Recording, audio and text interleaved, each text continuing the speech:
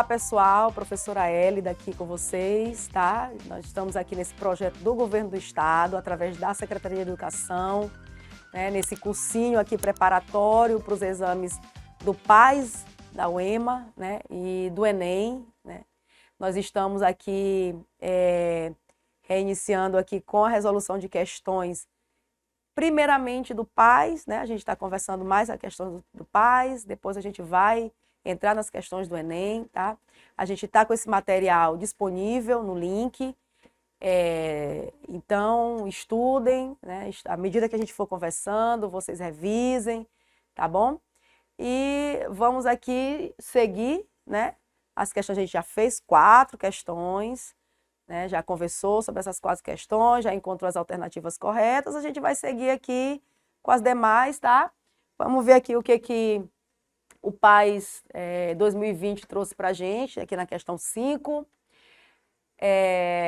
Então, a questão aqui fala de meiose. Vamos ver aqui, meiose é super importante, sempre está aí em evidência nas provas, né? Então, a questão diz assim: a meiose é um processo de divisão celular responsável pela formação dos gametas, ou seja, sem ela não existiriam ovócitos, espermatozoides, nem fecundação.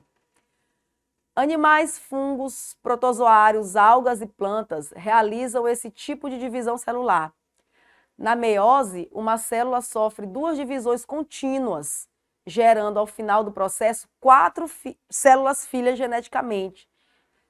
4 células filhas geneticamente diferentes e com metade do número de cromossomos da célula que as originou.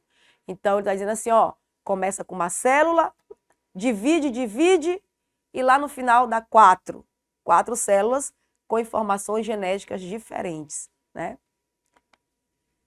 Analise os esquemas que representam diferentes fases da divisão celular por meiose. Então, aqui ele está mostrando diferentes fases. A fase que ele chamou de A, de B e de C, né? Então, a gente já imagina o que ele quer saber. Os esquemas A, B e C correspondem, respectivamente, às fases de... Então, as alternativas aqui, ó. Prófase 1, metáfase 2, anáfase 2, prófase 1, anáfase 1, telófase 1. Então, nós estamos aqui entre prófases, metáfases e telófases, né? Então, a gente precisa analisar para ver quem é quem aqui e responder a questão, né? Então, vamos lá. Eu vou pegar aqui... Vamos na sequência mesmo. Vamos aqui na alternativa A, né? No esquema A. O esquema A está mostrando o quê? Está mostrando aqui que os cromossomos, eles estão até pareados. Mas a gente percebe que quem está aqui destacado em azul, ou seja, desculpa, gente, não são que os cromossomos estejam pareados. Nós estamos aqui com as cromátides, né? Eu tenho um cromossomo feito de 2 cromátides, né? E aí a gente vê aqui que tá a fita que tá aqui em azul, ela tá toda em azul, né? Foi desenhada assim. E aqui tá em vermelho, tá toda em vermelho, né? Então, eu não tô vendo aqui, assim, a mistura que se eu olhar pro esquema seguinte, o B, eu consigo ver que tem uma mistura. Tem um filamento ali que ele tá todo azul, mas ele tem uma pontinha vermelha lá no final, né? Tem um que tá todo em vermelho e tem uma pontinha azul. O que mostra pra gente que houve uma troca de pedaços, né? Houve uma troca de pedaços. Então, quer dizer, uma troca física, né? Entre essas 2 partes da molécula. Então, olha só. O que acontece? Na meiose, uma das fases mais importantes dessa divisão especial, dessa divisão celular especial, é a prófase. A prófase 1. Por quê? Porque é lá na prófase 1 que vai ter essa troca de pedaços que a gente já olha ali no outro esquema. Vai ter essa mistura de informação genética, né? Então, isso é muito importante para variedade genética das espécies, né? Então, veja que isso ainda não aconteceu no esquema A, né? No esquema A, eu ainda tenho o cromossomo do jeito que ele, né, que ele é originalmente. Ele ainda não fez essa...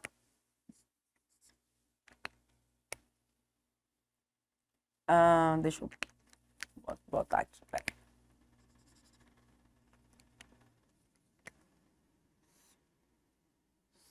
Ele ainda não fez esse enriquecimento genético, né? Vamos dizer assim. Então,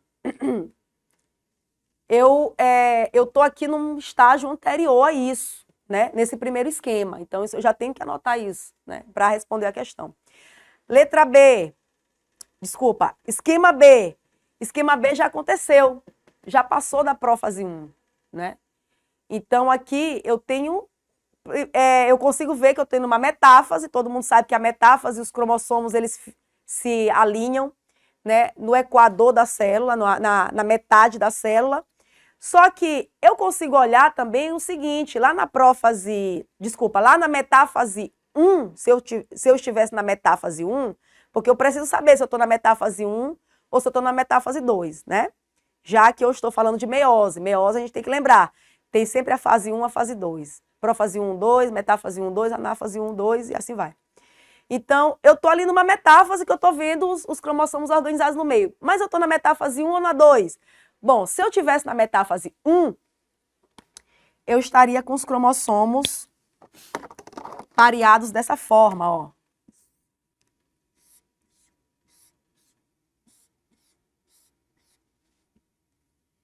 Então, eu estou aqui, ó, um par de cromossomo, um par de cromossomo. Eles estão com as cromátides, ó, duplicadas, ó. As cromátides estão duplicadas. Eu tenho um cromossomo. Porém, eles estão com as cromátides duplicadas. Então, aqui, mesma coisa. As cromátides duplicadas aqui, ó. Se eu estivesse na metáfase 1, eu teria esse cenário. Bota mais para cá. Metáfase 1. Eu teria esse cenário. Certo? Não é o que eu estou vendo ali. Eu estou vendo ali, ó, no equador, só uma unidade, vamos dizer assim, de cada cromossomo. Então, eu já passei dessa fase, né, o primeiro momento da divisão que a meiose traz. Eu já estou na metáfase 2, né? Eu já estou aqui na fase em que eu só vou redistribuir para encontrar, para formar as 4 células que a gente vai ver lá, que a gente comentou lá anteriormente, né? De uma, forma 4. E o próximo esquema fala o quê? Da anáfase. Olha só, já se encontrou no equador, já trocou pedaço, já se organizou no equador da célula. Agora vamos dividir essa molécula, né? Para poder fazer, né, distribuir cada uma para suas células, suas novas células. Então, eu tenho a migração, né, dessa molécula, ela já está lá com a troca de pedaços, o crossing over, né? Vamos parar de chamar de troca de pedaços, crossing over, né? E já está indo já para os polos da célula, através das fibras do fuso que puxam essas moléculas, né, para os polos da célula. Então, claramente eu já estou indo para o final do processo, tá? Então, eu tenho aqui prófase 1, metáfase 2, anáfase 2, certo? Então, gente, os esquemas A, B e C correspondem, respectivamente, às fases de prófase 1, metáfase 2, anáfase 2. E aí eu peço uma correçãozinha aqui, ó, porque tá indicado errado. Esqueçam, não é aqui a letra E, é a letra A, tá bom? Peço que corrijam, é a letra A, prófase 1, metáfase 2, anáfase 2, tá bom? Seguindo, questão 6, PAS 2019. As campanhas de vacinação são muito importantes para manter a população livre de surtos de doença. O sarampo foi considerado uma das doenças erradicadas no Brasil desde 2016, quando a Organização Mundial da Saúde identificou que o país estava há anos sem registros de casos de vírus de sarampo. A partir de 2018, isso mudou, pois os boletins da OMS advertiram que houve um surto da doença. Então, foi erradicado, de repente, surto de sarampo. A volta do sarampo e de outras viroses, como a poliomielite, está associada à falta de vacinação das crianças em período determinado. A vacinação é considerada a forma mais eficiente de prevenir as viroses, né? Isso é uma afirmativa, a vacinação é considerada uma das formas mais eficientes de prevenir as viroses. Uma das razões dessa prevenção é o fato de os vírus serem, né? Então, essa questão é muito simples, por quê? Porque os vírus, eles têm uma característica que é fundamental para eles, né? Que é a acelularidade. Eles não são uma célula, né? Eles não são sequer uma célula unicelular, né? Quer dizer, eles não formam, né? Que eles não formam sequer um conjunto né, de organelas e tudo, de modo que a gente diga, ó, isso aqui é um indivíduo, um ser vivo unicelular, como as bactérias, né? Não, eles são necessariamente, quer dizer, eles precisam necessariamente estar dentro de outras células para eles se reproduzirem, para eles fazerem, para eles existirem. Então, como eles precisam estar dentro de uma célula, eles precisam estar dentro dos nossos organismos, né? Dos seres humanos, dos animais. Então, é necessário vacinar, né? Então, a vacinação é considerada uma forma mais eficiente de prevenir as viroses, né? E uma das razões para isso é o fato de que eles são acelulares. Então, o fato deles serem acelulares obriga que eles estejam dentro de uma célula que é a nossa. E a gente, então, precisa estar como é que eu posso dizer? Imune mesmo, é isso. A gente precisa estar com a imunidade, né? Já prevendo isso, vamos dizer, né? E quem dá essa proteção, né? Essa previsão é a vacina. A vacina que chega lá e diz assim, olha, tá aqui, nós estamos te apresentando essa possibilidade de entrar em contato com esse vírus, desse vírus vir até você e tentar entrar na sua célula e tentar usar a sua célula para ele se reproduzir. Então, como a gente não quer que isso aconteça, não quer que você adoeça, a gente vai, né, te prevenir. A vacina faz isso, né? A gente vai te proteger, né? Então, é isso aí. Então, questão muito simples, letra B, a característica aqui da celularidade dos vírus é que faz com que a prevenção seja necessária. Questão 7, PAIS 2019, leia o texto sobre o problema de circulação sanguínea que atinge muitas pessoas. A má circulação do sangue é uma das causas mais comuns de inchaço nas pernas, nos pés e nos tornozelos, e geralmente surge no final do dia em adultos, em idosos ou em grávidas. Embora não provoque dor, pode causar um ligeiro desconforto, semelhante a ter os pés mais pesados ou cheios de líquido. A má circulação é um processo natural que surge devido ao envelhecimento das veias, que se tornam menos capazes de empurrar o sangue de volta para o coração. E por isso, o líquido vai se acumulando em excesso nos pés e nas pernas. Tá? De acordo com o texto, a assertiva que justifica, considerando os princípios da física, o que acontece com a circulação humana é: as veias não exercem influência na pressão sanguínea durante o trabalho de fazer o sangue voltar ao coração, né? Então, vamos lá. Fisicamente, que é o que a questão está perguntando, o que acontece que leva essa questão da... o que acontece com respeito à circulação, né? Que pode levar essa questão de má circulação, do inchaço, né? Que foi descrito na questão. Então, as veias não exercem influência na pressão sanguínea durante o trabalho de trazer o sangue de volta para o coração? Alternativa A. Alternativa B. O sangue empurrado de volta para o coração se refere à incapacidade de vencer o campo elétrico e a força elástica. Campo elétrico, né? Então, essa alternativa B já está bem esquisita, né?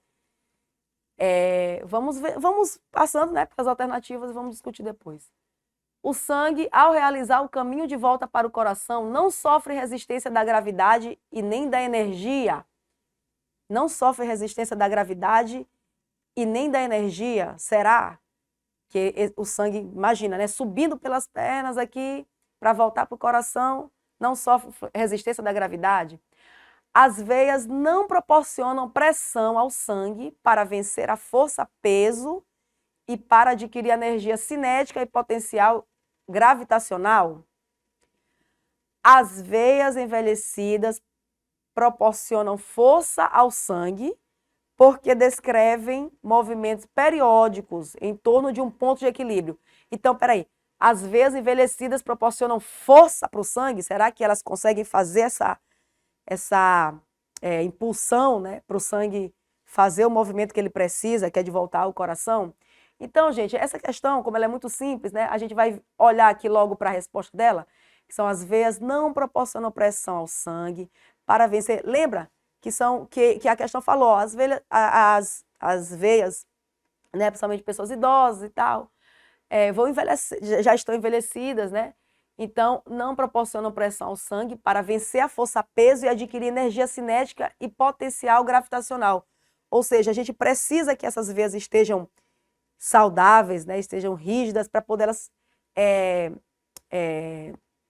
fazerem rígidas, não é exatamente o caso, né? Elas precisam estar na sua devida elasticidade para fazer esse papel de pressionar para o sangue ganhar energia e fazer o seu movimento até o coração, né? Fazer a sua trajetória até o coração. Se esse líquido ele não recebe essa energia, fica mais complicado dele subir, né? Dele pegar o seu caminho. Então, a letra D é a opção que melhor descreve esse problema, né, trazido pela questão. Então, aqui a gente está tranquilo.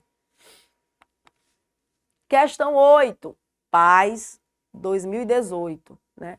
Então, a questão 8 fala do seguinte: a caravela portuguesa, Physalia physalis, é conhecida por provocar queimaduras em banhistas, principalmente nas regiões norte e nordeste do Brasil. Analisa a seguinte situação. Então, todo mundo já achou, né, quem é do litoral, já achou uma caravela, né, na areia, às vezes até dentro da água, ou então já se queimou sem querer, né, não observou e de repente tocou no bicho, às vezes até querendo, e aí descobre que não foi uma boa coisa. Então, vamos lá. No Maranhão, são comuns queimaduras por caravelas. Nas praias da capital, São Luís, né? Então, acontece muito. Porém, as ações de prevenção à saúde ainda são deficientes, né? Na epiderme desses quinidários, há células que apresentam uma substância tóxica capaz de causar a morte de pequenos peixes e queimaduras em humanos. Então, essa substância, ela tem essa finalidade mesmo de, inclusive até de defender essa colônia que é a caravela. A caravela ela não é um bicho só, ela está ali numa associação, né, de indivíduos. E aí tem uma parte, né, desse indivíduo que ele tem essa finalidade de proteger aquela colônia, de até como está falando aqui, ó, causa a morte de pequenos peixes, né? Porque essa porção da colônia, ela contém essa substância tóxica, né? Que é justamente, né, o nome, a questão, ela quer saber justamente o nome, né, dessas células urticantes, né? As células urticantes típicas desses animais são denominadas de, ou seja, essas células urticantes, elas que contêm essa substância tóxica, certo? Então, quem são essas células? São os quinidócitos, né? Então, os quinidócitos são células que estão nesse indivíduo ou nesses indivíduos desta colônia, né, de indivíduos. Então, eu tenho assim um grupo, dentro desse grupo eu tenho um indivíduo que tem esse tipo de célula, quinidócitos, que contém a substância tóxica para fazer essa função de defesa, né? Em especial de defesa da colônia. Então, essa substância tóxica, quando em contato com a pele dos animais, né? Nossa, inclusive, né? Provoca toda essa urticância, todo aquele mal-estar, né? E às vezes, dependendo da quantidade, né, de substância tóxica em que a pessoa teve contato, a coisa pode ficar até bem grave, né? Então, existem as orientações, é bom buscar quando você está nesses ambientes de praia, para saber o que fazer quando você entra em contato com essa substância, tá bom? Então, a gente fecha por aqui mais esse conjunto de questões, lembrando que esse material está disponível no link, certo? E a gente se encontra aí no próximo grupo de questões de biologia que a gente vai discutir nesse projeto aqui do cursinho preparatório para o PAS, para o Enem. Estudem, tá? Revisem e até a próxima.